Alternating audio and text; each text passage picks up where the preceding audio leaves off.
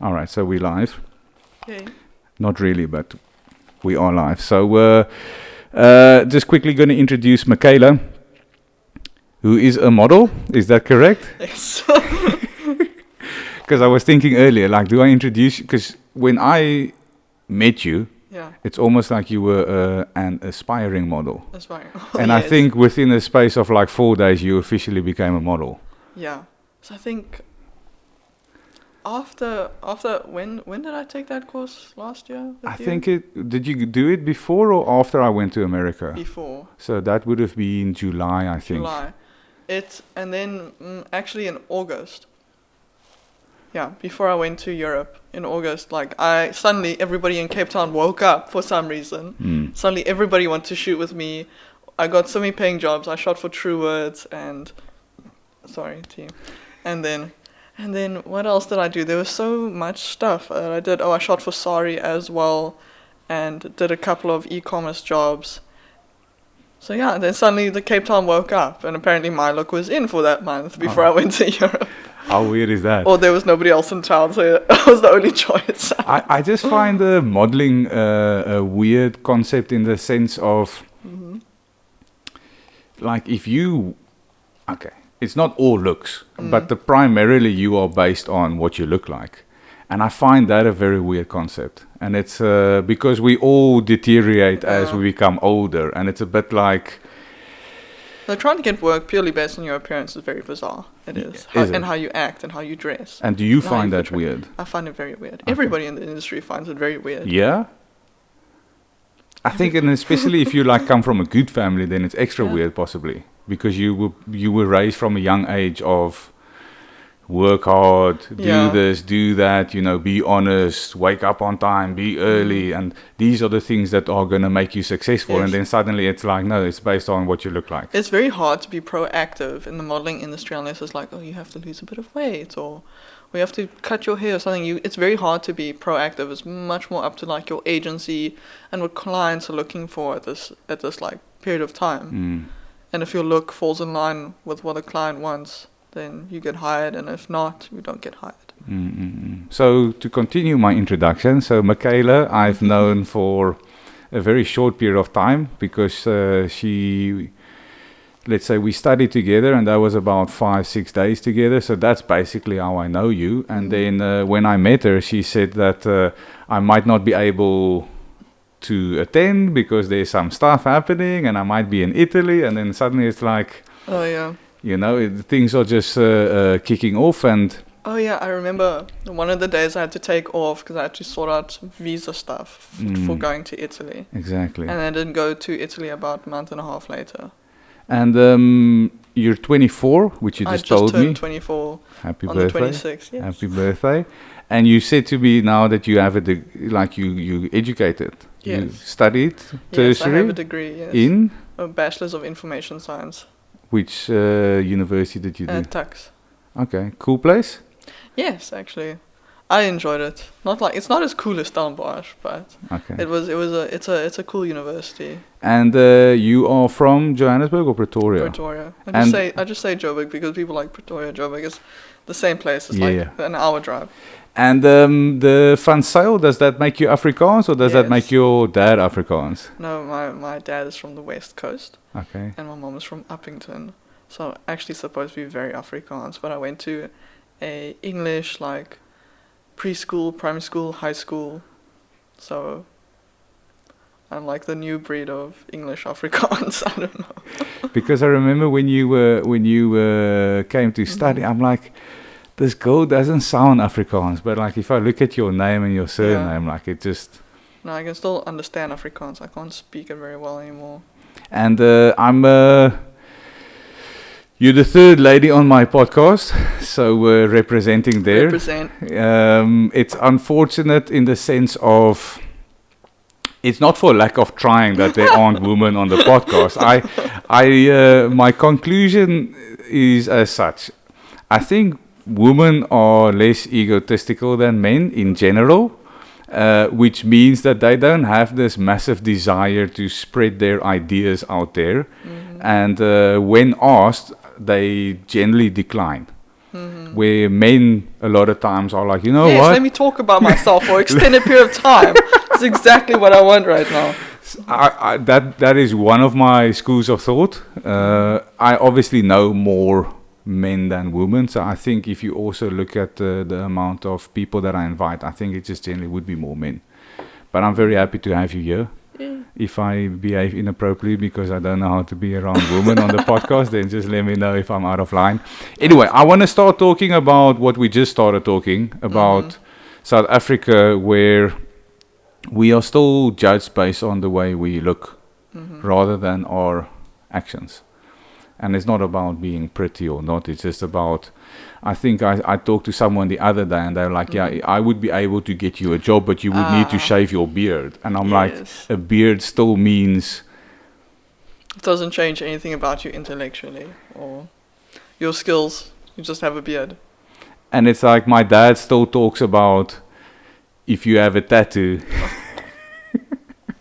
It says something about you. Now I think we're a little bit like a generation apart. So when I grew up, the Hells Angels, the people that tended to have tattoos were a little bit more not in the mainstream culture as it is today. Yeah. So nowadays you will have a bunch of like nice Everybody's folks. Like, you don't have a tattoo. Like, I'm not having a tattoo based on that. Like almost all my friends have tattoos at this stage. Yeah. And you? Not yet. No. Serious about it?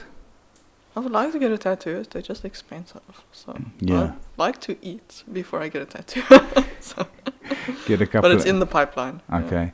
But do you also find it different in Cape Town or Joburg how people judge you? Because my experience is that I think Joburg's slightly more open-minded. No. No? No, let me tell you, no. It really depends on what circles. That's a nice alarm. That's neighbors. It depends what circles you're in. Like in Pretoria, it's very conservative, very like closed. Like if you're in the Afrikaans community, they expect you to behave a certain way, look a certain way. Because my friends actually like my kickboxing MMA gym back in Pretoria, they were all like traditional, like Afrikaans. They want to get married, they want to have kids, they just want to like be that. They want to go to their church every Sunday. That have a very like their horizons seem to be very small to me. Like me hanging out with them, like I'm like I was always pushing like the boundaries, like being a fighter in it. Like the guys, most of them didn't like it that I was actually fighting at the gym. Most of the other guys that I had to fight against, they didn't like it. Some of them would be like, no, I don't want to hit a goal or that. And then what else? Like also studying, furthering degree, traveling. Yeah, they found it very weird at that stage that I was like looking to all these things and I wasn't happy just being someone's girlfriend or just that I wasn't happy with what they were happy with then. Really. Yeah, there's definitely this preconceived idea. But Cape Town is much more open. Yeah, much more open. Yeah, I think it also depends your circles you run in. Yeah, I think that's also true. I think Stellenbosch is only 50 kilometers, but it feels like a different world down here. It does. It really does. So I think if you're in Cape Town, then it's like whatever. And that's what Anya and I love when we go to actual Cape Town. It's like, you can just be yourself. Yeah. No one cares. And also, especially the circle I run with, like the stylists, the photographers, the other models, hairdressers. Everybody just doesn't care. Really don't care. If you want to be a shitty human being, we're not going to invite you out again. Yeah, but I think you're lucky with, it's like if you're a rock star, it's like the more fucked up you look, the better. Yeah. And I think in modeling as well, like if you look unique or alternative or different, then it works in your favor. Then you go back to the normal society or the average. But there is like a circle in Cape Town that's very cliquey. There's like a group of people that you always see at all the parties, at all the bars, all the clubs. You always see them there, and they're like the Cape Town cool kids. They've got like the most Instagram followers. I follow them, and I was like, okay, yeah, but it can be like, it's a very cool alternative scene, but they are like cliques, I suppose. So there is like a bad and a good side wherever you go. Yeah. So. What's a good amount of followers to have on Instagram? What do these people have, for example? A good amount would be. I know. 50,000. So these cool kids chilling at the bar. Do you think? I don't really know, but I don't actually look at how many followers people have actually. But a good amount would be 50. 10,000, 50,000. I know one guy at my modeling agency has got like 90,000. And another one has got like 50,000 as well. But one is like a typical e-boy and another one is a Cape Town surfer guy. So, of course they have all those followers on Instagram.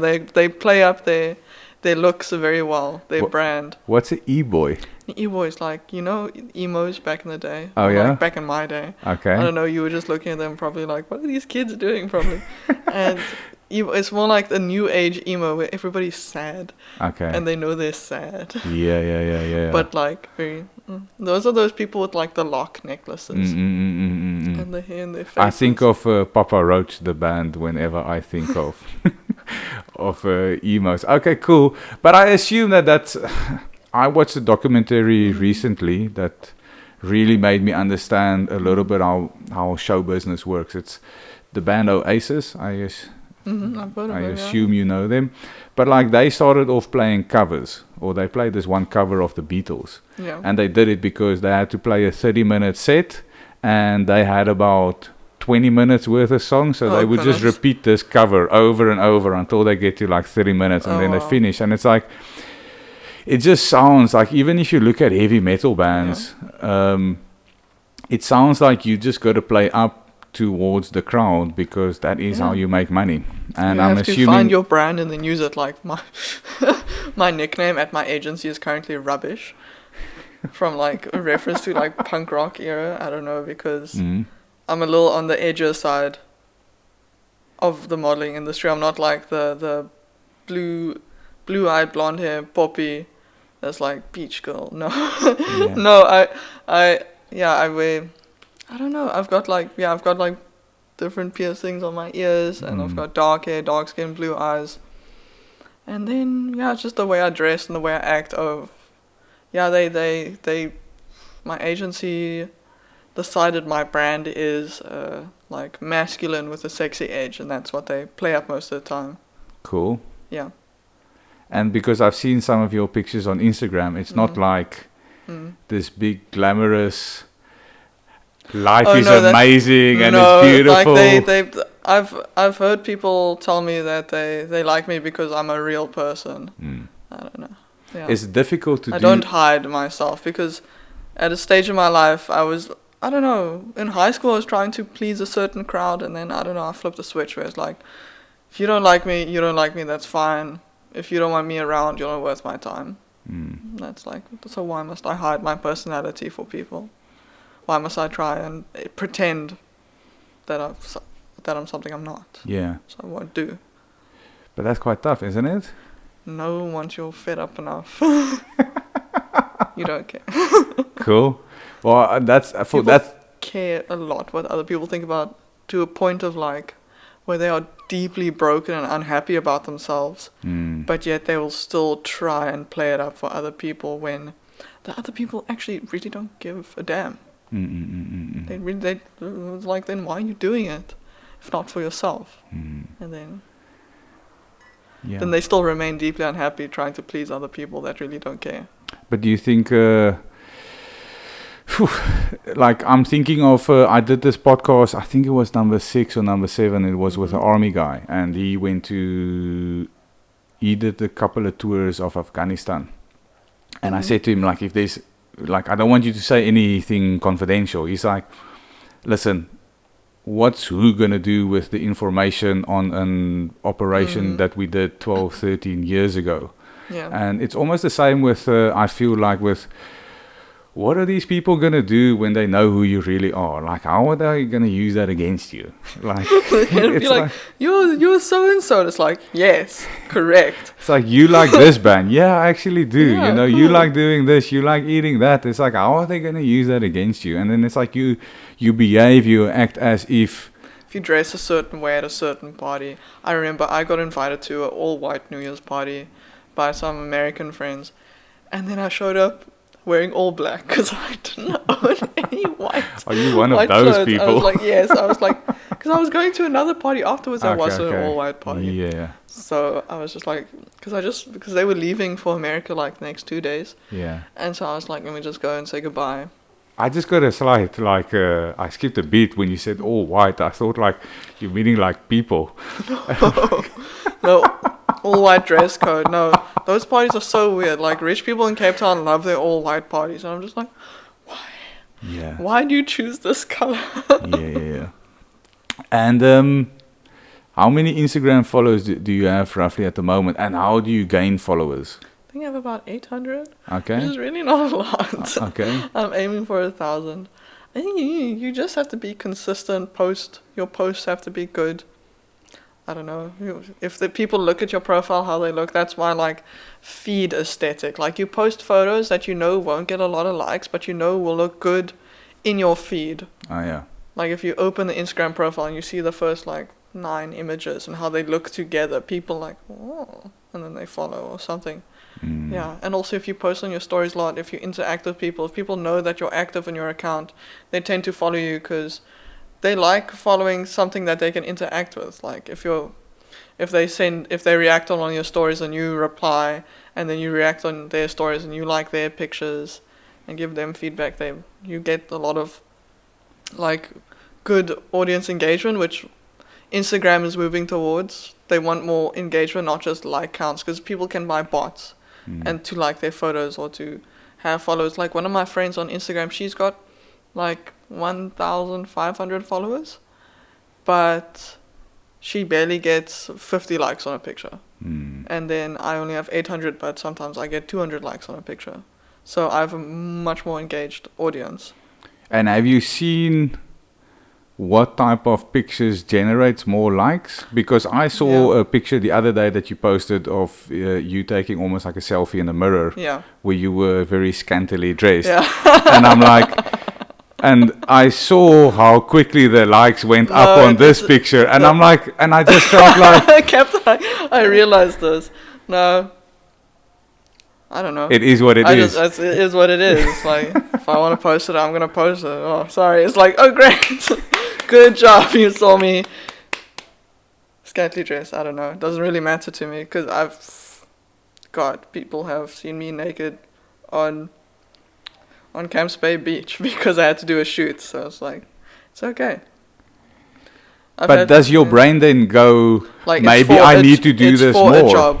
Not really, because those pictures actually get about the same amount of likes, but slightly less than like my photo shoot pictures. Like if I just post like a professionally taken photo of myself. It sounds so weird. But yeah, then it doesn't really matter. Okay. And you, because I think also with yours, what I've now seen, you don't do a lot of hashtags. No. So it's quite generic in the way that you're going about it. Have you considered, or you're thinking sometimes maybe I've got a hashtag? Hashtags are actually a little bit out of date. Yeah. Because you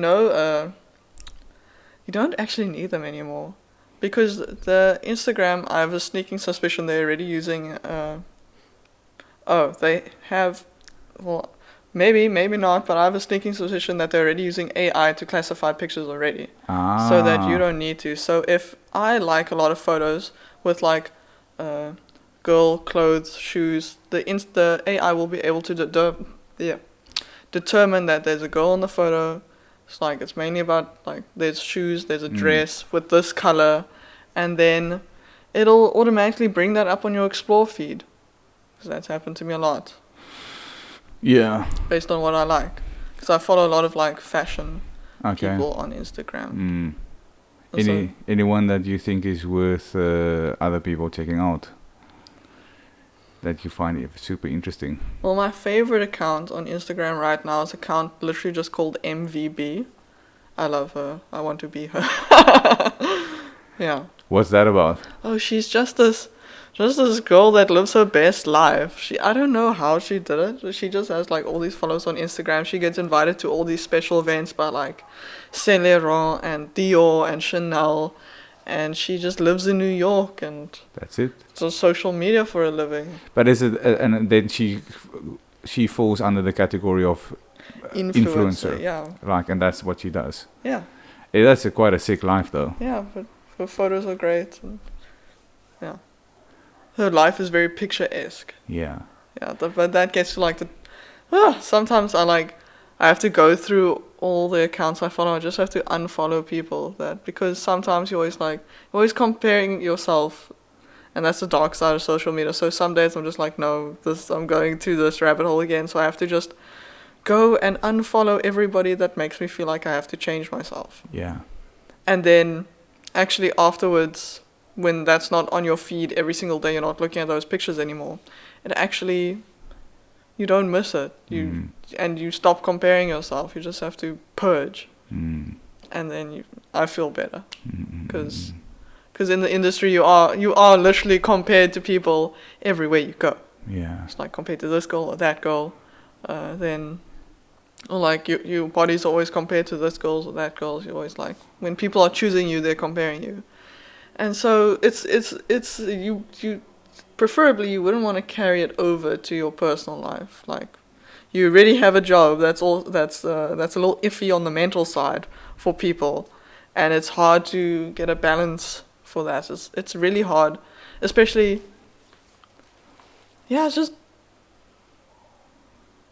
it's hard if you let yourself fall into that. You have to keep yourself in check about it. So how do you do that? Because it's easy to say it. It's like staying in shape. So I've fallen into it a couple of times where I'm just like, oh, it's like, what can you really do about it? You change yourself, and then just working on like your personal happiness level. Normally, I find when I'm like deeply unhappy with myself and I compare like myself with other people, that's when it's like when I'm unhappy with where I am, what I'm doing, that's when I've also like compound my unhappiness by looking at other people and looking at their lives and seeing how happy it's like, why can't I be like that? But then it's something like deeper than just like comparing yourself in your own life.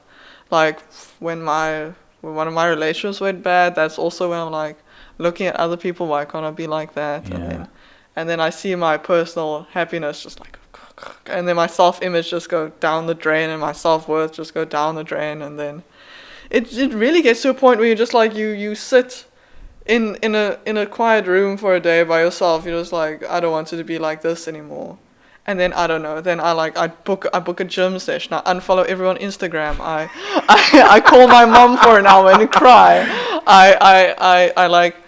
I treat myself to something nice to eat, and then I call a friend and I like make it proactive. Like, also having a good support system, that is so important. I realize this, like having a support system gets you through a lot of stuff. Like even though me and my mom are in two different cities, I know that I always have a support. Like if I want to call her from Europe and I just want to cry about stupid stuff, she'll listen to me cry about stupid stuff for like 3 hours and she'll listen. And also here, like living in Cape Town by myself, and you don't know, I didn't have friends. Like I had no friends when I moved to Cape Town. So it was like building up that thing where you just like, you're by yourself. Some days I'll just sit in my apartment and just be like, okay, this is me. I don't know, who do I call? Yeah. And then, I've built up a really good friend group where I can be like, yo, I've been stuck inside for like 4 days. Can I just come like sit at your house and work? And then like, sure. And that just helps because being with the modeling industry, you're actually by yourself a lot of the time. And so, I think I lost my train of thought there. You're by yourself a lot of the time. And then just being in the same physical space as another human being is so comforting as well. and you also get inside your own head. Like your thoughts, like objectively, if you told them to someone else, they'd be like, no man, come on. And then like when you're just sitting by yourself for like an extended period of time, you're just like, it just like compounds and accumulates and just becomes more and more and more and more and more, and then you're like, it has to stop, it has to. I don't know, because I'm also a very internal person in my head. I think a lot. Yeah. But stupid stuff or important stuff, I think about a lot of stuff, so. But do you see other girls or guys that are maybe not as bright as you, not having all those internal things? Do you feel like you have it more than others? I have seen it when I was in Italy, like my 2 roommates.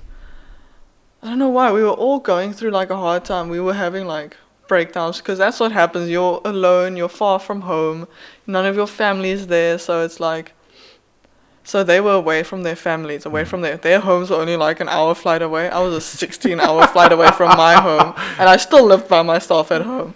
So like I was a bit more comfortable being by myself and being myself, because they're all incredibly young girls.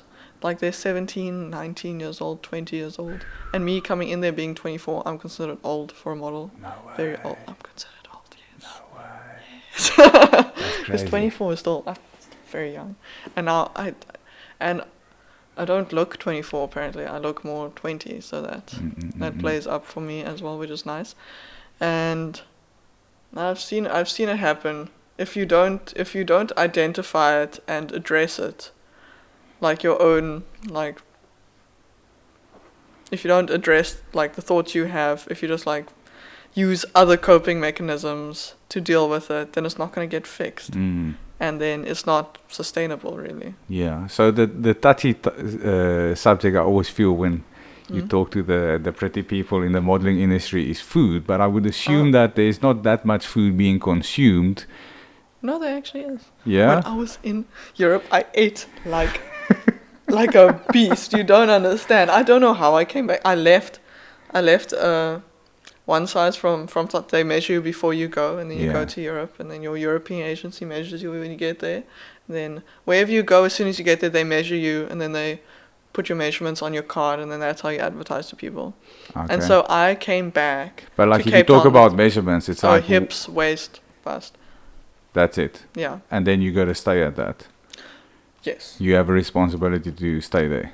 Well, it depends. And if they see something, they'll come over. Because the reason I mention food is that food and emotional stability are very good friends. I am a stress eater, I will say. Like, if I get anxious, I just want to snack. I just want to eat. And then what do you snack on? I don't know. Whatever. Last week, I had a bad day. I was stuck inside all day. And I was web deving. And I just got stuck on a problem. It was stressing me out so bad. So I went to Woolworths and I bought myself 2 packs of Chuckles. And I just ate those. 2 packs of what? Chuckles. What the hell is Chuckles? Don't you know what Chuckles is? You know those tumbles things? Maybe that's a bit more.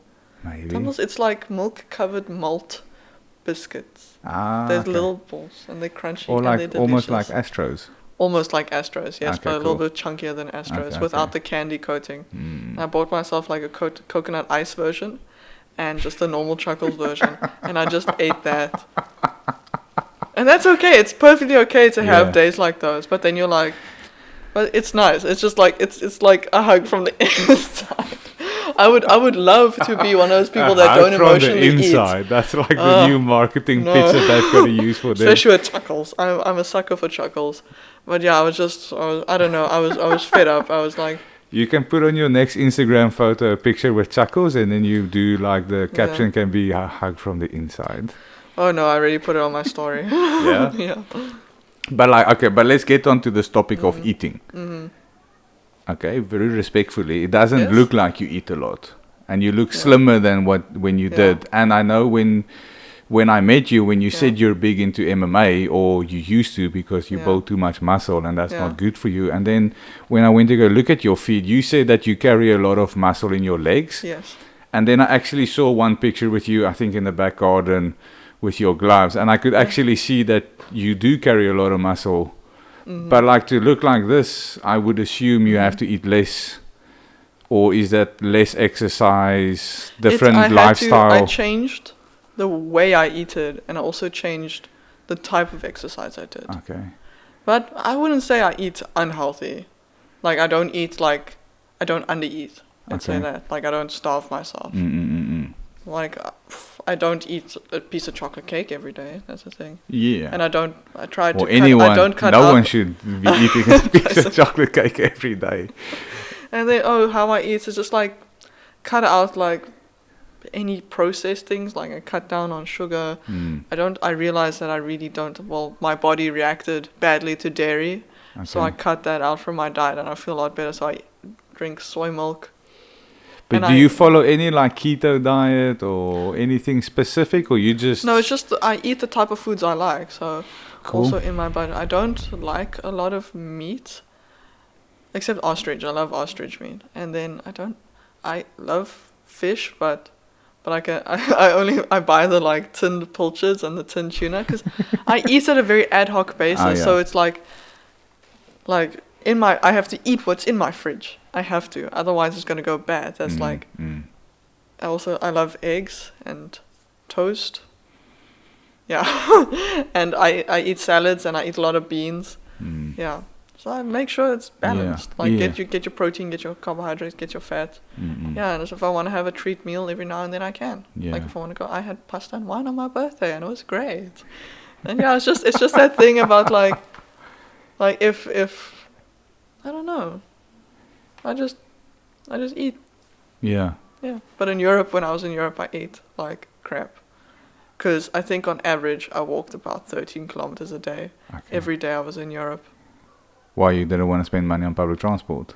Or no, it's because I just had a lot of free time, so I walked everywhere. Okay. Like if I had a free day, I would choose, like in Italy, I would choose a gelato place, like across Milan. And I'd be like, right, this is what we're doing today. Like, okay, 6 kilometer walk to get some ice cream, 6 kilometer back to the model apartment. And I would like take up the morning and it's like, you did exercise and you got a treat. You're like, yes, living your best life.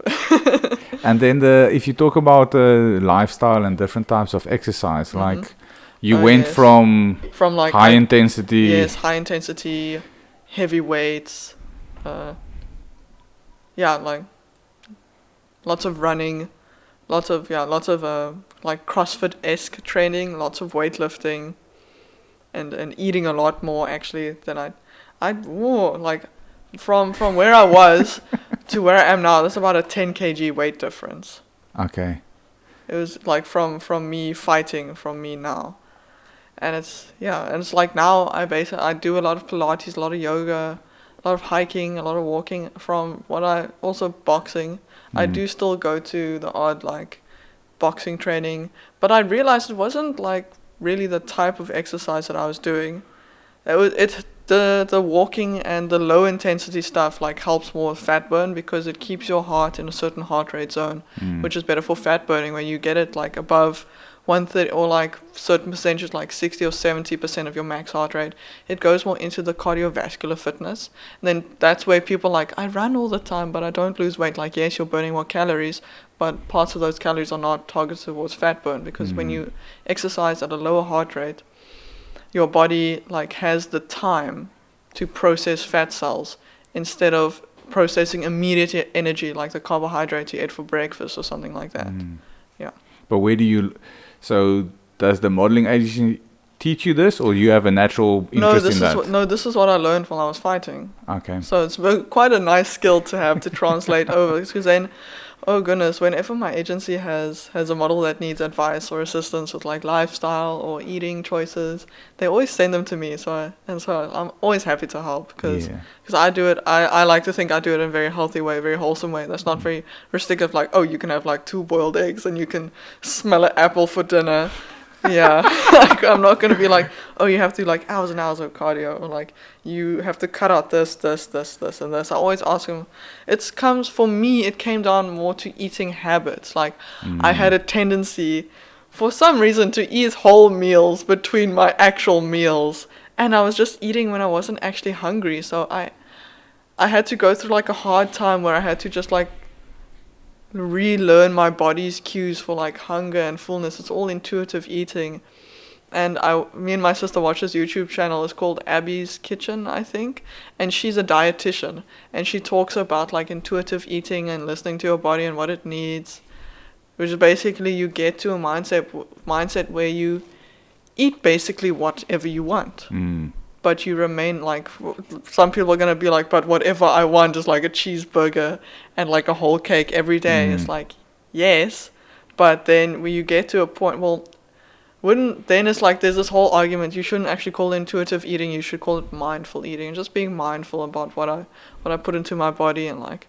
you have to look at like the calorific density of things. So I would, instead of having a slice of bread, I would replace it with like a big pile of spinach, because like 100 calories worth of spinach is like almost like 5 kilograms of spinach maybe, and compared to like 100 calories of bread, which is a slice of bread. So it's more like volumetric eating in a way, like making choices based on that, like eating lean protein, eating more veggies instead of processed carbohydrates. Yeah. But then did you study that by talking to people at the gym or online or combination? No, actually it was like what I've learned at the gym, my time in fighting. Did you go to like Yes, I've competition? Yes. You have like a record, like a 4-0 or no, like 10-0? I didn't do that. I did a lot of tatami mat competitions, where it's just like foam mats on the floor, and you have to fight somebody on the foam mats. Okay. That's how kickboxing is. Also, yeah, and then for jiu-jitsu, you also fight on the same tatami mats, even though you throw each other to the ground, and it's like, ow. It's like this thick. It's like not more than like 4 centimeters thick. Oh, is it like what you have in like your judo, either judo for 2 or 3 years? Yeah, those tatami mats. Yeah, it's there to break the harshness of the fall, but not the fall. Yeah, it's like so you're not falling on concrete. You're supposed to know how to fall, basically. Exactly. So you competed at that? Mm-hmm. No way. I never got to compete in a ring, even though while I was fighting, my coaches were really like hoping that I would eventually become more serious in fighting. But I just it came to a point where I just wasn't enjoying it anymore. And my gym had changed so much from when I started. Like I was at that gym for almost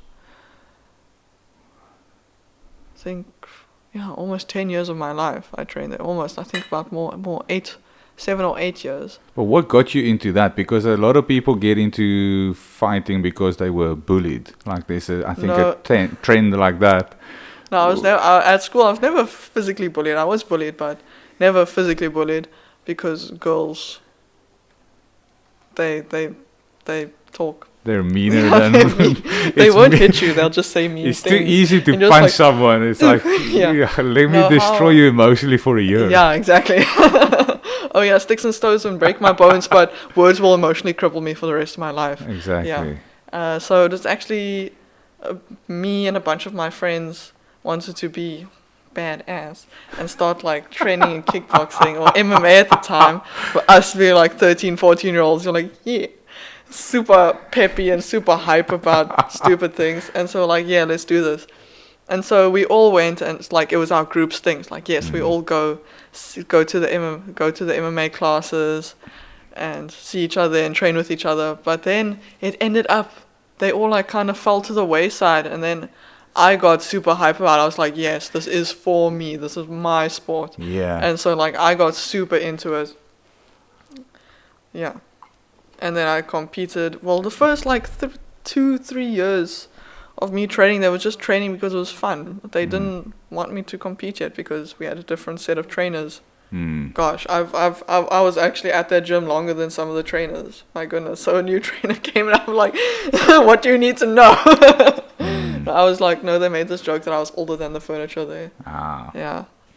And yeah, that's how I got into it. And I just, But is there, and which side of MMA do you enjoy more? Like anything specific, or you just like the combo, like jiu-jitsu, grappling, the actual, the kickboxing, like the stand-up? Like what are you good at and what do you enjoy most? Oh, I really just like MMA as a whole, but I enjoy all the different martial arts but my favorite one has to be Brazilian Jiu-Jitsu. Because for the main reason that I could beat up men that were like 60 kilograms heavier than me, and that was like, ooh, I can do this. Wow, that's amazing. Ooh. No, it's like I would hurt a couple men's egos, and I don't know, that's appealing to me for some reason. You enjoy that. They would be like, they would look at me, it's like, no man, I'm gonna hurt her. I was like, yeah, me too. I'm gonna hurt you. But did you do the belt, or just I you did learned? in kickboxing, but I did some kickboxing gradings. I got up till about green belt, which is about halfway up the belt system, and I think the last time I graded in kickboxing was about 4 years ago. And do you miss it? Kickboxing. Or jiu-jitsu, or just going to the gym and doing MMA and hanging out with the crowd? I've changed so much over the years that I don't know, I don't enjoy it anymore for some reason. I still have the skills. One thing I do find fun, like I want to like actively work more at. I think I do want to start getting back into kickboxing and boxing, but not so much jiu-jitsu anymore. Even it's sad because it was something I really loved, and I based like my identity off of that. I was like the fighting girl, because I was the only girl at that gym at that stage, and I was like competing with the guys, and then I don't know, I just don't enjoy it anymore for various reasons. Like I've changed, things have happened in my life, I've had life experiences, and I would love to join a gym when I go overseas, and I actually have a little bit more structure in my life, and I have a little bit I think it's I've just never joined jiu-jitsu because of my bad spine, and it's like now that the spine is getting better, I'm scared of people's egos. And the only time I've ever gotten injured in any of my martial arts class, oh goodness, the cat is freaking out. Sorry, that was my cat jumping, and it's my fat cat, and it's sorry. No, you come across guys with egos, and that's when you get injured. So it's very important to like make sure who you're training with does not have an ego, because that's how I got injured a lot. That's how I broke my nose. That's how I like injured my knee. That's how I hurt my back, because the guys weren't aware of what they were doing. They were more concerned with what they were doing rather than training properly with a partner. And I struggle with trusting people to a certain, like, I don't mind trusting people, but I really got to know you. I think that's quite a fucking redundant statement. Obviously I got to know you to trust you, but I'm quite scared. And a big rule of thumb in the jiu-jitsu like training space world, typically the higher belts are the nicer ones. Okay. So the white belts are the ones with egos. Okay. Because they're the ones that just started. Yeah. So if you don't feel comfortable with like your back situation, rather ask a purple belt or brown belt or even blue belt even. Because they are the people that have been training, and it's really much harder to get a belt in jiu-jitsu because there's only about 5. There's white, blue, purple, brown, black. And with blue, there's 4 stripes. With purple, there's 4 stripes, and then with black belt, there's 10 stripes. Like you can be a 10th degree black belt. So like those people have been in it longer, and typically you don't survive if you have an ego in any martial arts. Yeah, that's the cool thing about martial arts. It eradicates. Because I joined a gym recently because I moved off the farm where my exercise regime consisted of cutting trees down. Oh yes. So that's Sounds what like good exercise regime. So I just cut trees down, and I created my little own boxing gym in this field that So I used to like by myself and then cut trees down and chill with the dogs, and it's like solo and there's no one around. And now I joined the gym down the road here, and it's so weird for me to be around people and then see their behavior, and it's like, and I'm a little bit self-conscious at the boxing bag now, like doing the boxing bag in front of people that is not even there for. It's just weird. It's like I like to be by myself, just do my thing and enjoy it. And feel like people look at you.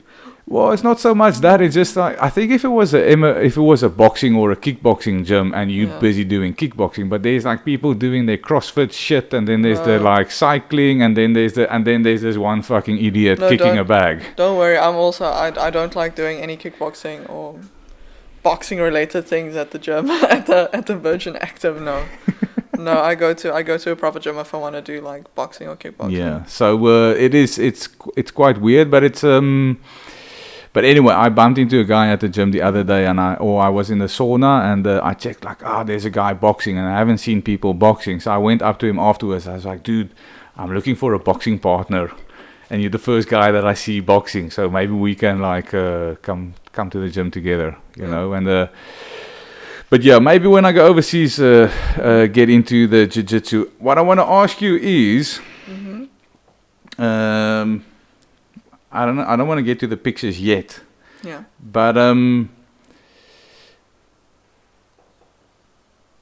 when it comes to modeling, or actually before that, no, fuck it. Let me just compartmentalize. I get to this point. I had it the other day as well. I was like, I've got like a million questions that I got to ask, and I'm like, which avenue? I heard you say that on your podcast with the trauma surgeon. I was like, fuck. I'm overwhelmed with what goes on in my brain, and I'm like, which avenue do you want to take?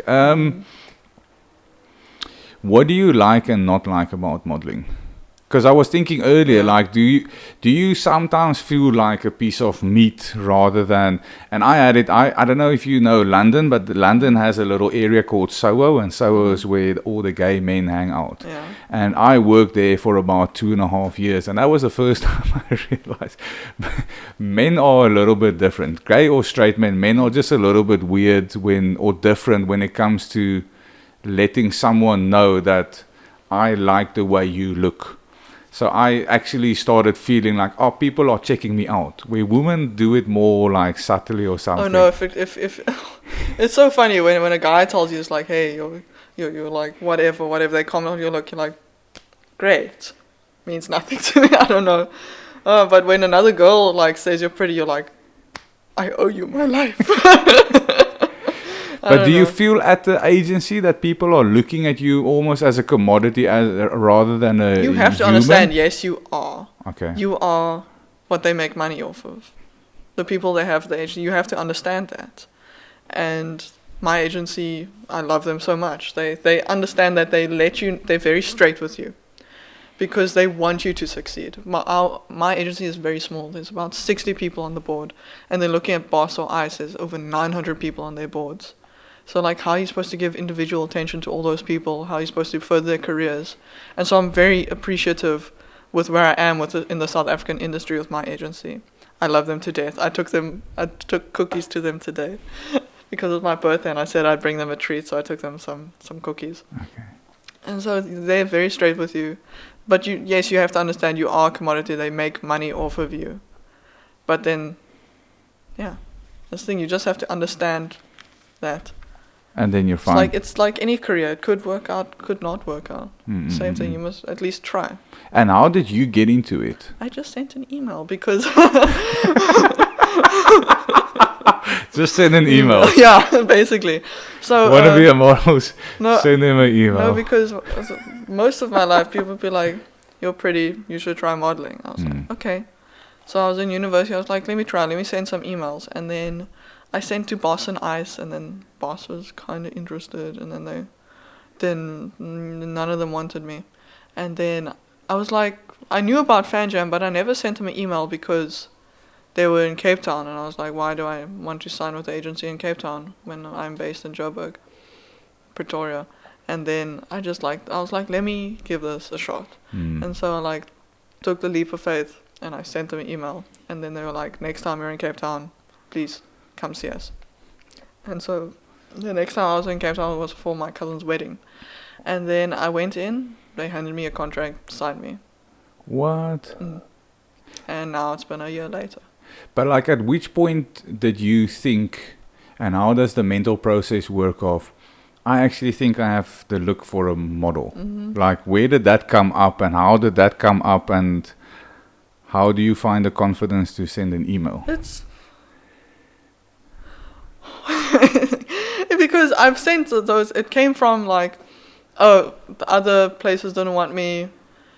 Like, I was happy with myself, or I wanted to see, like, because I like them as an agency. They have like one of our girls, Ansulette, she was on the cover of Vogue. She's been in Vogue so many times. She walked for Chanel.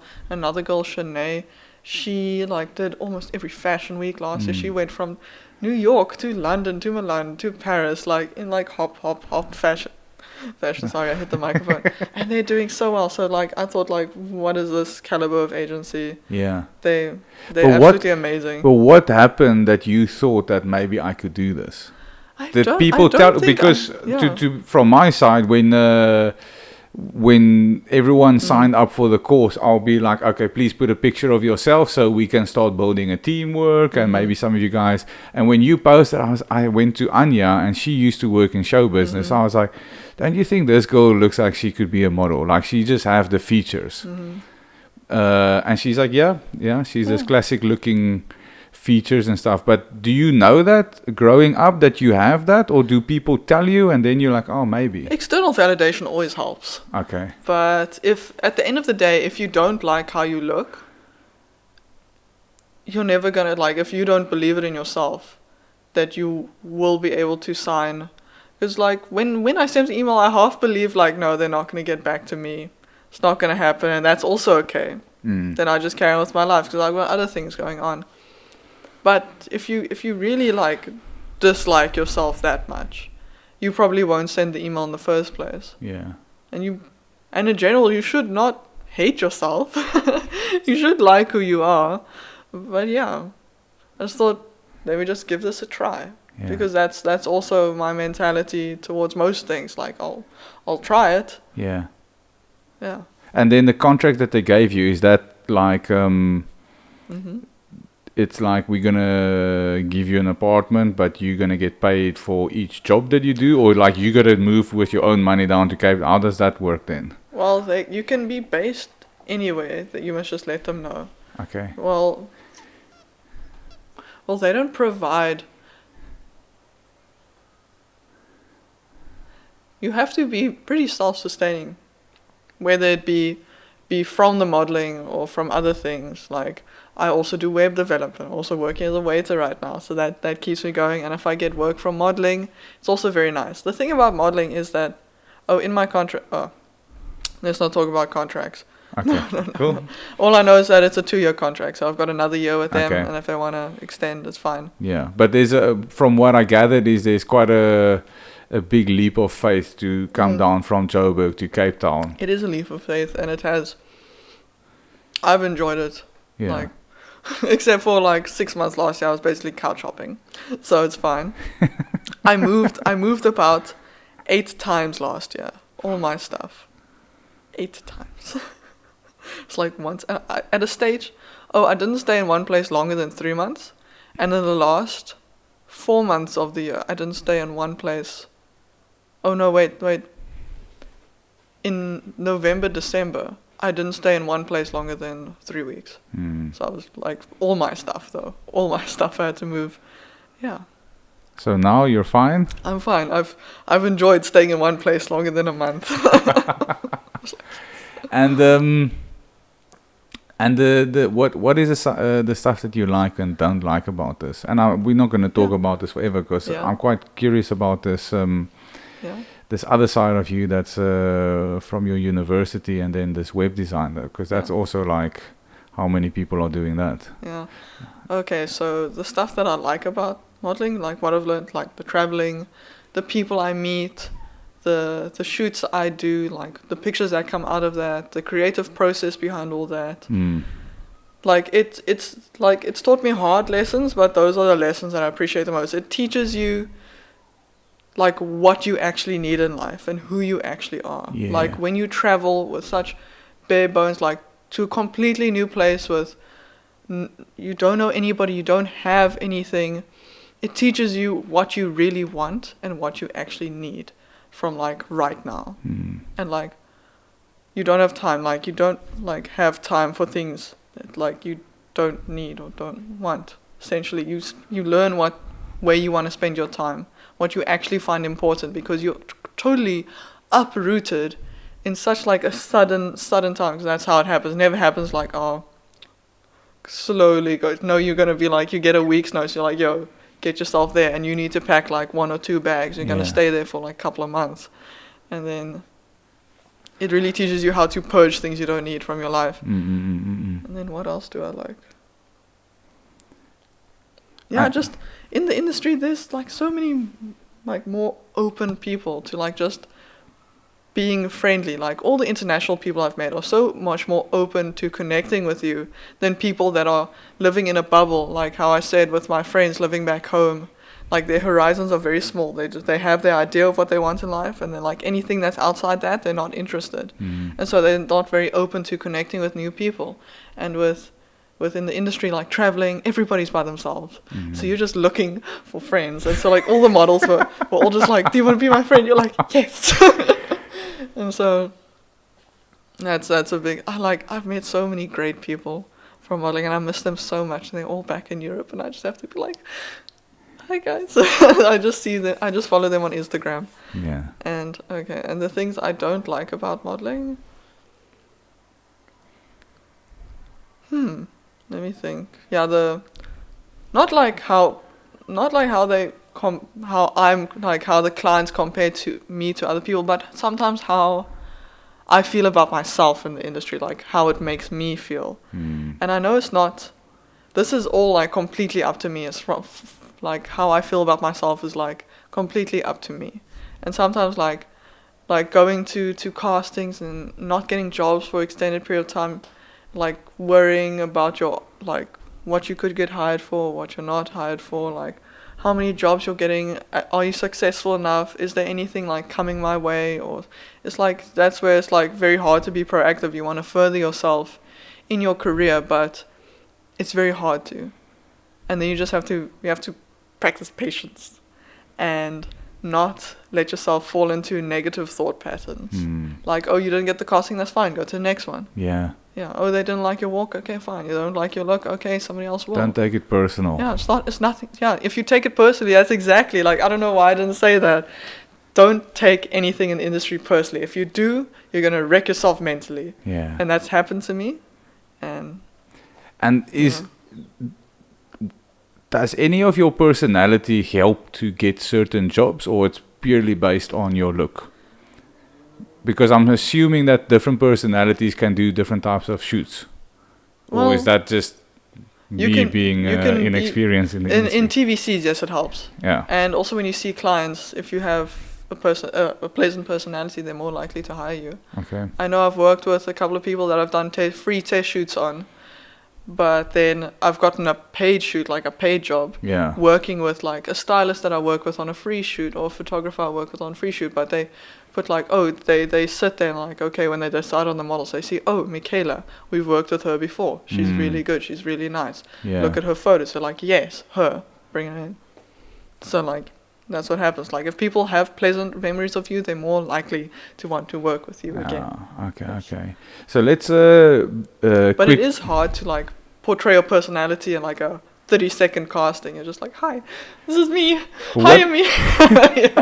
What's a 30-second casting? How does that work? It's just a general casting. They basically want to see you in real life, take a photo of you, take a video of you, get a card from you. Okay. And then you leave. And that's a casting. Okay. Yeah. Sometimes they'll want you to walk for them if it's for a runway. They'll want you to act a little bit if it's for a TV commercial. But a lot of the castings are a little bit out of date because most of your marketing is done online through your agency's website. So back in the day, when you had to like, you got like a phone call in the morning, and you're like, your agency is like, well, you have to phone them to get like where you have to, okay, you got this casting, because didn't have the internet, so you had to show up in person. I need you to be there at 4 o'clock today, and then it's like all about getting there. Yeah. Fuck, that's crazy. I looked at some of your pictures, but let's quickly go through them, because I asked Michaela to drop me 10 pictures that she likes. And my favorite ones. And she sent me a couple of pictures, and hopefully at this point I'll edit them into the video. But let's do this one first. Oh yes, that one. So it's supposed to get bigger. So explain this picture. This is the one test shoot I did in Paris, and I remember it was a really fun shoot. This was actually after, like, the shoot was actually finished, but they were like, can we do this like cafe look of like a really moody Parisian smokes a pack a Moody. day, lives off espresso, hates her boyfriend. Yeah. Like, I don't But know. it does look Alter like you ego. have a slight smirk behind everything as well. Like there seems to be a happiness there as well. Are you a trying to smoker? be moody. No, I'm not. I'm Is not it a weird to smoker. hold a cigarette if No, you're not a smoker? none of us were smokers, and so we had to like find it's Paris, so we were like, can we please have a cigarette? Where like 4 came to us, and yeah, no, I'm not a smoker. No. Because I've got this thing of when I watch movies, I'll be like, not a real smoker. Not a real smoker. Because I used to smoke, and I quit like 5 years ago. I smoked like 12 years, and I quit like 4 or 5 years ago. Maybe longer. I think it will be 6 years end of this year. And you can see a guy or a lady that's not a real smoker a mile away. Yeah. But I must say, when I have to give you a score for holding your cigarette, I'll yes. give you a solid 9 out of 10. Really? Oh, my mother was a smoker. Yeah. So I learned from the best. And then, at which point do you get over it, being aware that you're doing a shoot in public? Does that I ever? feel like the first, like after, like the first shoot you do in public, you're like, actually, I've never had a problem. It was more like in the studio I had a problem because everything was focused on me, and like I was, it's like I was the biggest factor in the photo. But when you're outside and you're working with a good photographer, it really doesn't matter. Like if other people look, you're there doing a job. Yeah. Like I see it as a job.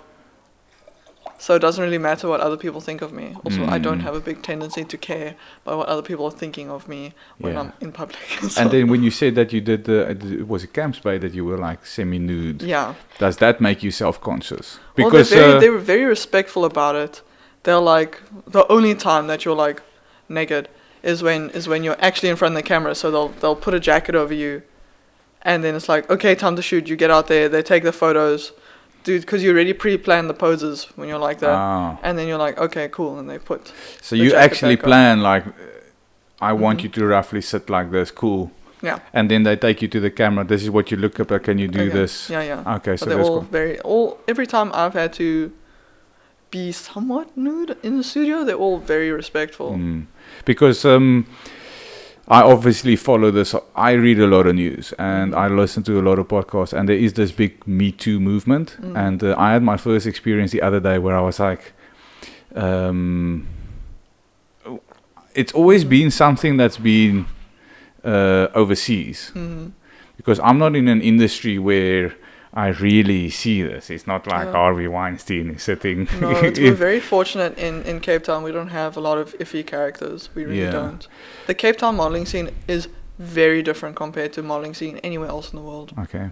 Like, we actually treat like human beings here. All right. So that's one thing. Because there's an article that I want to read later today, but it's something that's been coming well documented is when this Emilia Clarke from Game of Thrones said that doing the nude scenes and the sex scenes was quite uncomfortable thing, and it's become quite well documented how crass people are with women being naked on set. And now there's all this the SAG, the SAG, they got like new rules, and there's like, and I'm like, I thought it was always like that. And then you like hear the way it's like even the lighting guy's friend is on set type of thing. No, luckily in the modeling agency, especially with my agency, I have an amazing agency. If you're uncomfortable with something, you just phone them, and they'll phone the client and be like, this is not on.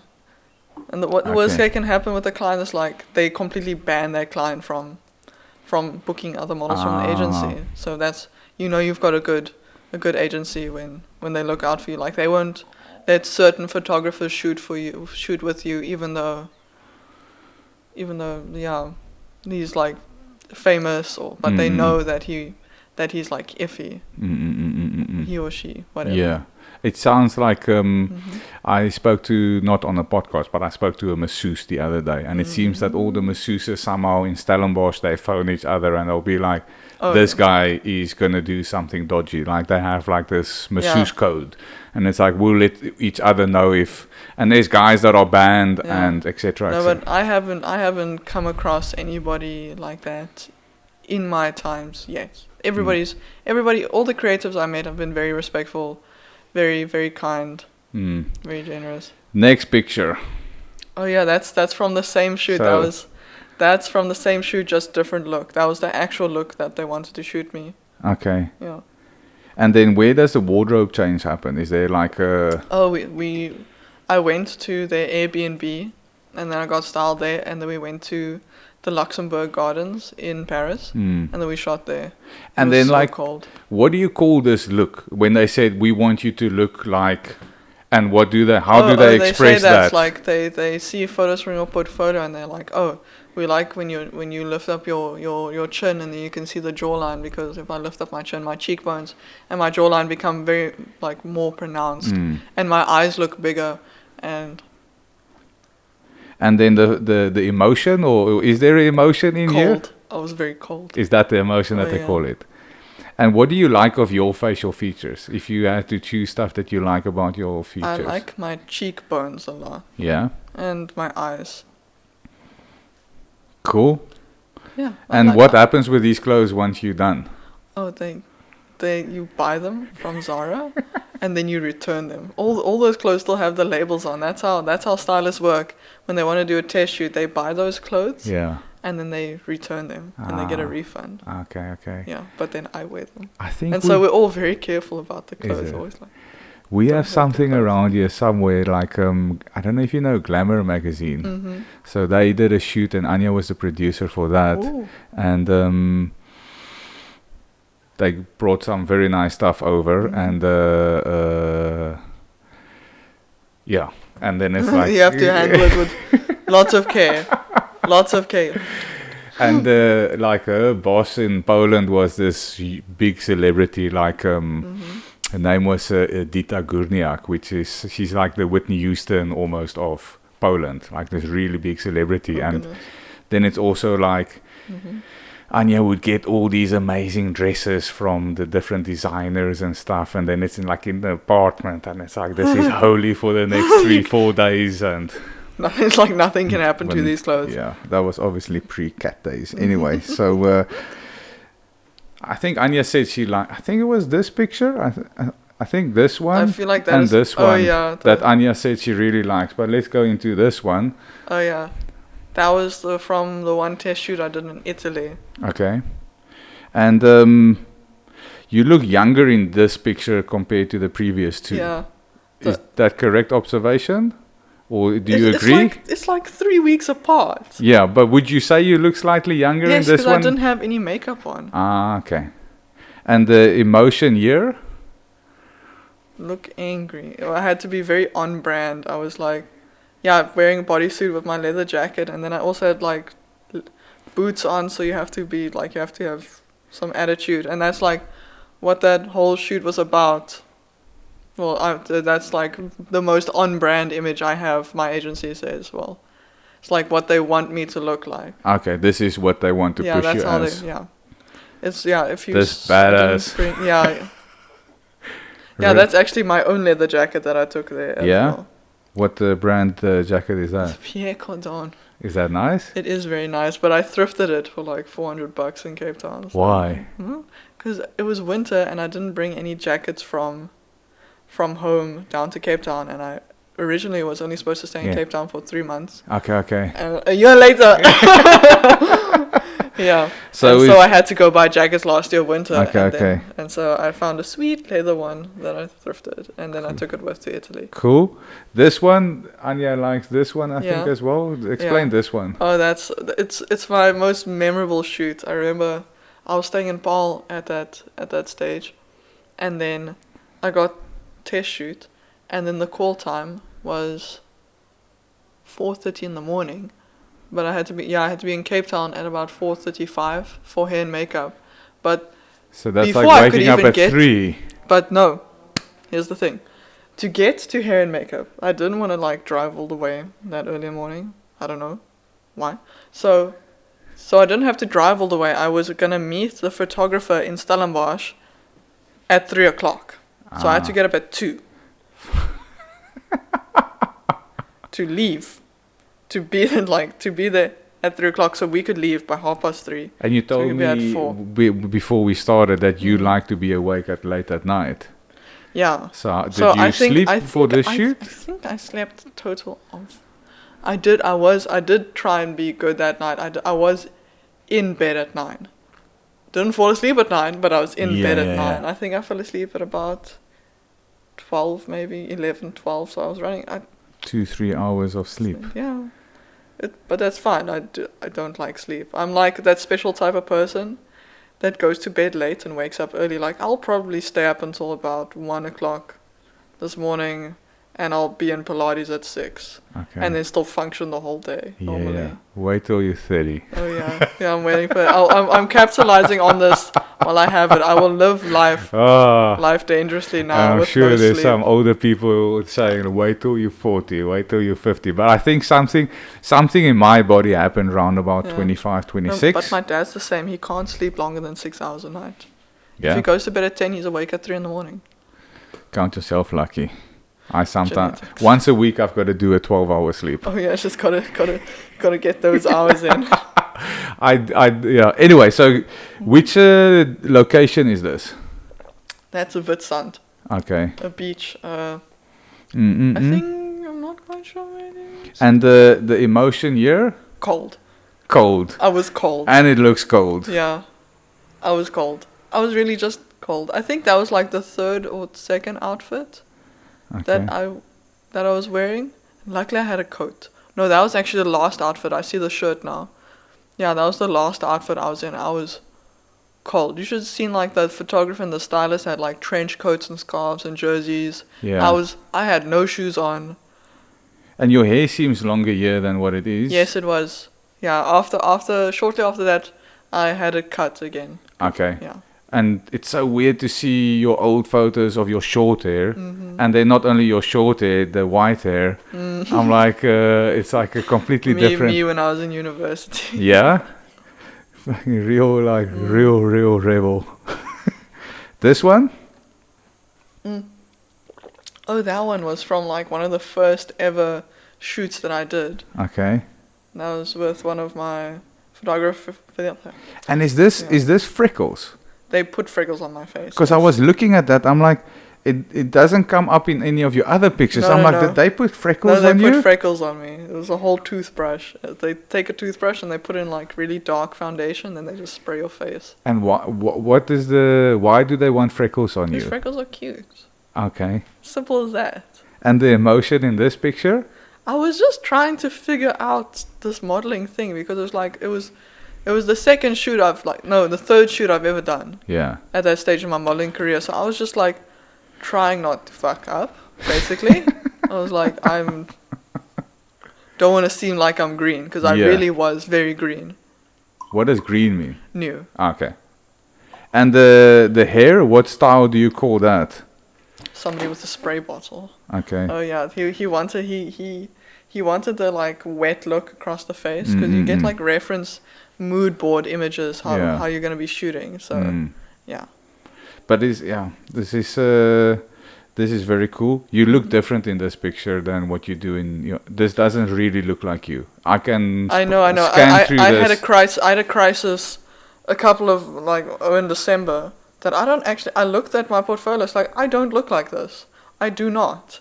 But it's just angles and lighting and makeup. It's literally all that. Like if you look at my portfolio, like you would think I look so different in some of the photos that I just have a crisis. Like I don't look like that. My body doesn't look like that. I'm not this person. I had a crisis over that. I was like, but I am, and it's hard for me to believe that I can look like that sometimes. Yeah. Yeah.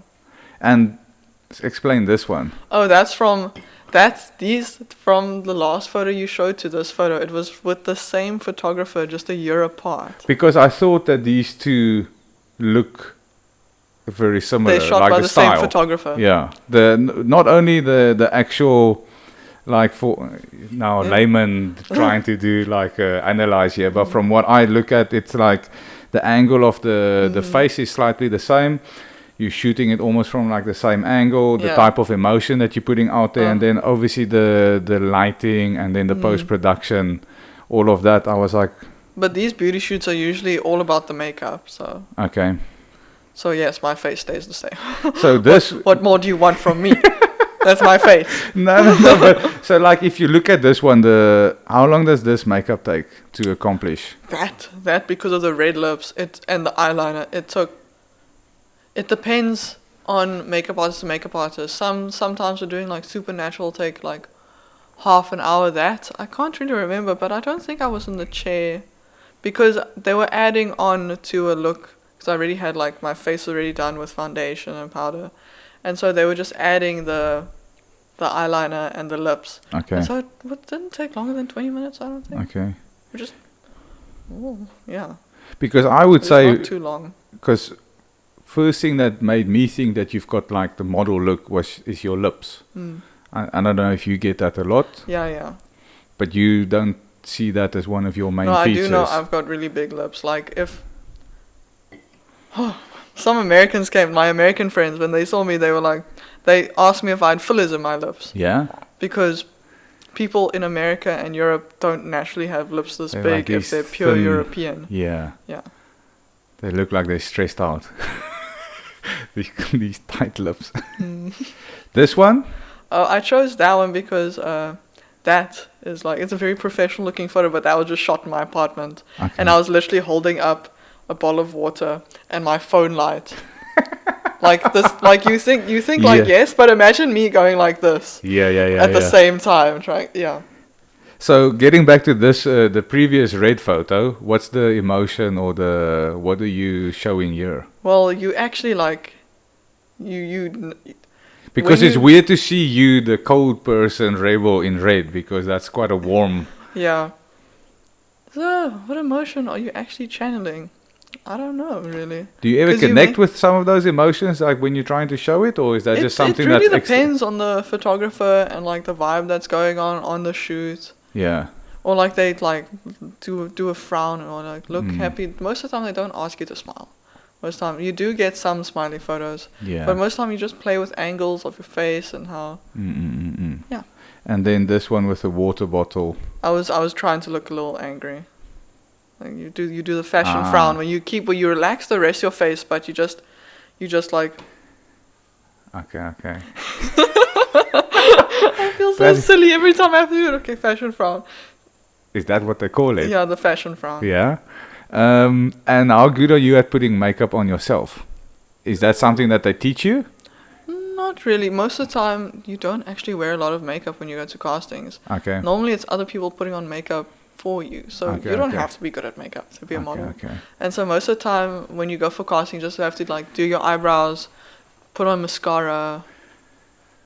Yeah, that's basically it. Like put on some tinted moisturizer, like tinted BB cream to like even out your skin tone. Yeah. And that's about it. It's really...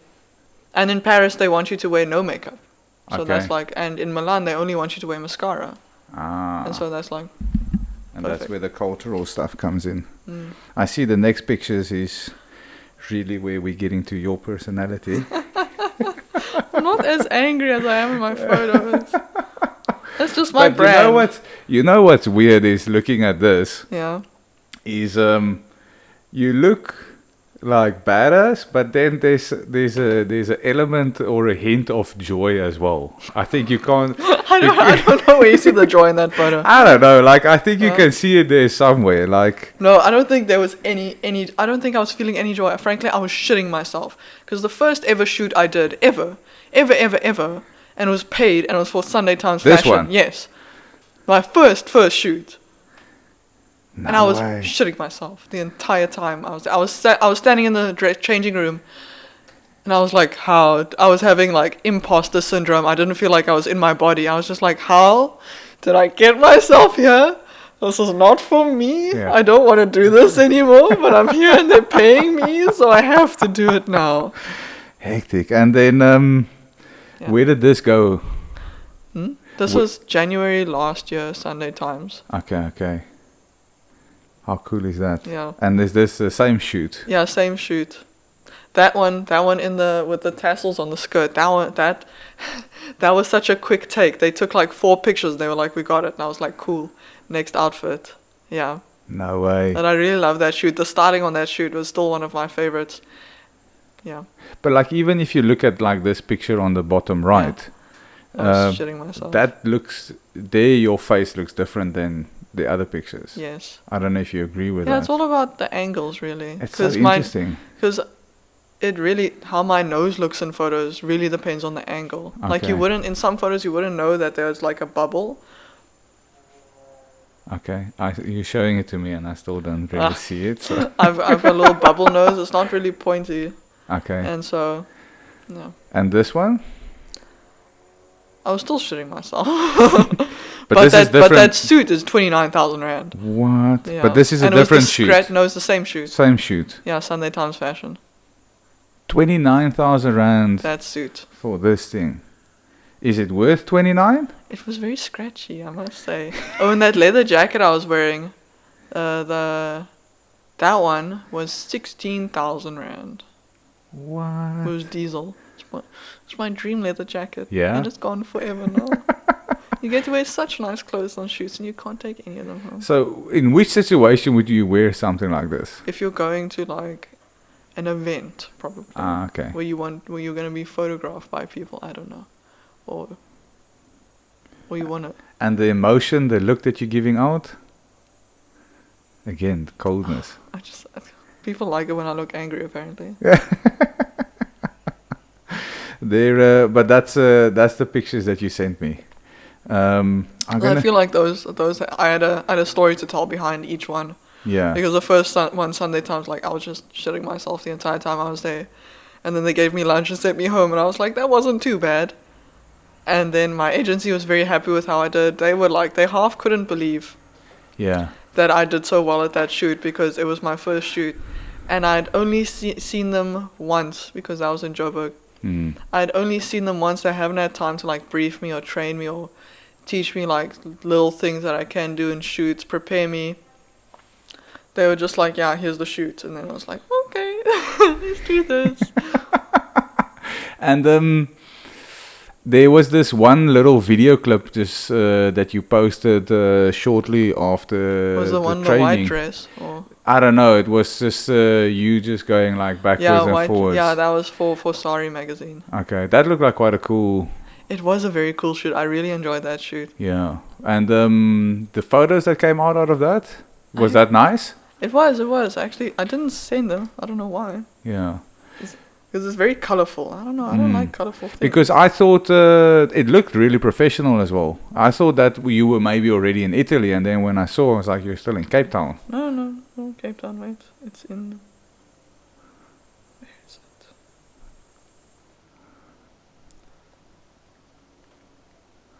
Oh, wait. So if people are listening, we are busy checking Just on Instagram. keep swiping left. Yeah, there you go. There's the dress you saw. Oh yeah, that's the one. That's from the video. But that doesn't look like... likes smiley photos, and I don't do smiley. Use OC now. That doesn't look like you. Yeah, exactly. If I don't know, you're gonna have to send me this picture so that I can show people. But this doesn't look like you. I know that's. But do you think it's the? I always look at the Afrikaans culture. Yeah. As this is about as Afrikaans culture as you can get. Sorry, magazine. Yeah, it's like it's not a very cool and trendy culture, and it's like a Plaas Meisie type of farm girl. But this dress was amazing. I love this dress. No, I know, but it's like but I'm just saying like. Yeah. The shoot's cool, what you're wearing is cool, but then the picture that they choose to represent the shoot, it's like, I'm sure they... smiley photos. I'm sure out of that there's other... and even like if you look at the makeup that they put onto you, I don't know, I find the Afrikaans culture very interesting. Even if you listen to music, like if anyone wants to listen to fucking Afrikaans music. When I was working with a photographer and he would show me some of the photos, that's when you go to photography, he shows you photos, you're like, change this, change that. Just reviewing. There was like lots of other photos. He was pulling photos to shortlist for the magazine, and lots of them were more like serious. Like, looking angry. And then let's put that in there. I'm not good with smiley, apparently. Maybe your fake smile, but your normal smile is nice. Oh, yeah. So when you have to hold it for like 30 seconds, you eventually just got like... Yeah, I don't know. I'm like, I started now this thing on my Instagram where I'm like, fuck Mondays. I see that. And I enjoy this photo series that you do. I will like it. the reason I do that is I cringed when I opened the Instagram account. And the only reason I opened it is because I started the podcast. You have to do it ironically. And so what happened was that Anya loves taking pictures and she posts a lot. And regularly she'll be like, let's take a picture. I'll just be like, just to piss her off, I'll be doing this. So there's a million pictures in our history. Sweet Instagram content. You know, where it's like, and I've always done it because I hate posing for pictures. Like, and I don't know how to do that with like an average phone camera. I'm the same. I'm just like, stand there. Yeah, I don't know. Unless it's funny. I don't like it. And then the last one is we wanted to, I had to take like a CV style picture. But now I'm getting like, now I know like, I'm gonna post something every Monday, so I'm like, whenever Anya's like, oh, let's take a quick picture together, I'll just do like this, or so that's now my new and that's the only way I can put content out is by making a joke out of it and be almost like ironic about it. Yes. I really struggle with this. I tried. I pushed because then you feel there's an element of you don't want to be seen as narcissistic, and that's usually what people do. Yeah, well, they post on. Yeah, I don't know. Listen, I've come to accept that I have a healthy amount of narcissism. Otherwise, I would not have a podcast. So I would rate myself. It's that fine line between narcissism and hating yourself. Yeah, so I think I would say I fluctuate between 1 to 4 out of 10, depending on which situation and when you're going to get me. I think when I get a bit caught up with my own stuff. So, but it's one thing being narcissistic in a conversation versus I will never have that thing where I want to put it out there. I've never really, I don't want to put that out there. So part of, I think, pursuing goals is putting yourself outside your comfort zone. So I did it where I posted content and I went outside my comfort zone. And then like after about 6 or 9 months, I was like, you know what, this isn't me. And my podcast is about my brain and my feelings. And it's not about my look. Yeah. And so for me, it's all about the look. Yeah. People follow my account to see me. So that's very weird. It is very weird. So. Yeah. So and I had this lady, Fiona, that contacted me. Like I got on one of the YouTube comments, I got like, how do I get hold of you? And I gave her my email, and then somehow we had a conversation, and she's like, I love your podcast and stuff. And it was weird because it's basically like the way she was talking, it's like she likes the way my brain is working. She likes the way I feel about stuff and my opinions on stuff. So I was like, that is a very weird compliment, because very few people actually say, I really like the way your brain works. I really like the way, I like that you feel upset when you talk about that, because I feel the same.